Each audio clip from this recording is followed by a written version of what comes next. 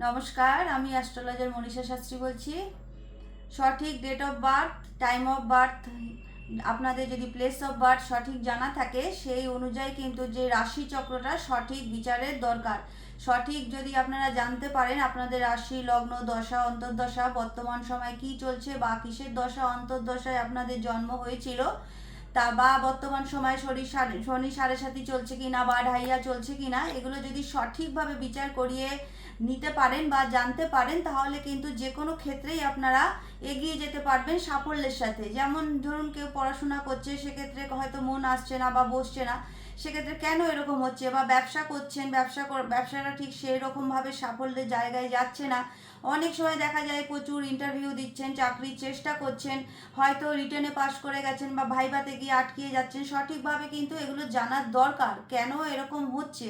যদি সঠিকভাবে জানা যায় তাহলে কিন্তু সেইভাবে যদি নিয়মকানুন কিছু ফলো করলে আপনার কিন্তু কেন সমস্যাটা আসছে যদি জানতে পারেন সমাধান কিন্তু অবশ্যই পাওয়া যায়।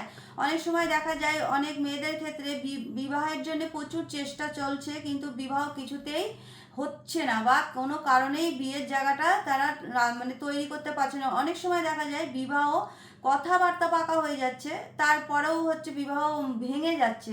এগুলো কেন হচ্ছে সব কিন্তু রাশিচক্র থেকে জানা যায়। রাশিচক্র কিন্তু সঠিক বিচার করতে হবে।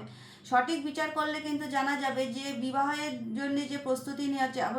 মানে রাশিচক্রতে রাশি কি, লগ্ন কি, সপ্তম ভাব কি, লগ্ন ভাব কি, থার্ড হাউস, নবম ভাব, একাদশ ভাব, এই ভাবগুলোকে যদি সঠিকভাবে জানা যায় তাহলে কেন বিয়েটা হচ্ছে না তা কিন্তু অবশ্যই বলা যায়।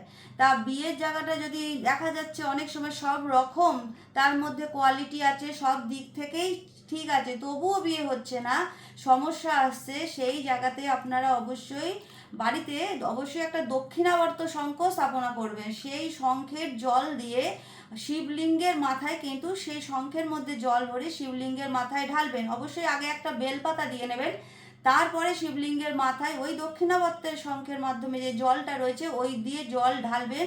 অবশ্যই এর সুফল পাবেন।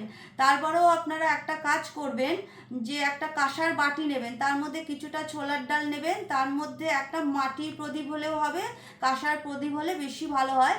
সেখানে ঘি দিয়ে একটি প্রদীপ জ্বালাবেন, সেটাকে উত্তর দিকে মুখ করে প্রদীপটাকে বসাবেন।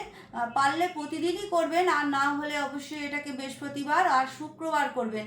আর প্রদীপটা জ্বালানোর পর অবশ্যই আপনারা 108 বার গায়ত্রী মন্ত্রটা জপ করবেন। এতে যেসব ছেলে মেয়ের ক্ষেত্রে বিয়েতে বাধা আসছে বা কোনো কারণেই বিয়ে হতে চাইছে না, বিয়ের অনেক সমস্যা দেখা যাচ্ছে, সেক্ষেত্রে এই দুটো কাজ করুন, অবশ্যই সুফল পাবেন। আর যদি মনে হয় আপনাদের বাড়িতে অনেক বাস্তু দোষ হচ্ছে, বাস্তু রাশিচক্রের কারণে একটা বাধা আসতেই পারে, সেখানে দেখে নিতে হবে রাশিচক্রটা কি আছে, বিয়ের বাধাটা কেন আসছে। আবার অনেক ক্ষেত্রে দেখা যায় বাড়িতে প্রচণ্ড বাস্তুদোষ, সেই ক্ষেত্রেও অনেক সময় বিয়ে হতে চায় না। সেক্ষেত্রে আপনারা ওং হাং ক্ষেত্র ফলায় নম এই মন্ত্রটা জপ করবেন।